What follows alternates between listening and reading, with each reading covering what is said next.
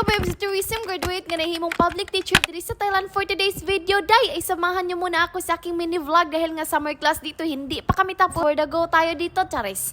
As usual mga kabebs, so ka-early birds na naman Disney princess nyo dito sa Thailand. Mas better talaga mga kabebs, no, naagahan nyo talaga papunta dito sa school para hindi talaga kayo magkarakara mamaya sa pagklase. Fast forward na tayo dito mga kabebs. So pagkatapos ko magklase sa aking morning class, day, at pagkatapos ko rin kumain, day, sa aking lunchtime, day, hala pumunta na kami dito sa office kaya naghihintay kami sa aming makasamahan. At for how many years talaga mga kabebs, so kaya dumating na talaga ang aming pinakahihintay na driver. At dahil dumating na ang aming driver, dahil nagsalabasan na din ng mga person dito. At dahil sinabihan pa ako ng friend of mine na magpalas, dala daw kami nasasakay para makauna kami para hindi. Pero ang ending day nasa likod pa rin kami dahil pertiinit. Yes, sinabihan ko lang talaga siya na mag-smile na lang siya para hindi talaga mag-init yung ulo natin dito ba. And for today's video din pala mga kabibs, so ito yun yung mga kasamahan namin day at kayo na lang magas day kung taga saan sila at anong nationality nila day. Oh, yun lang. Chares! Char.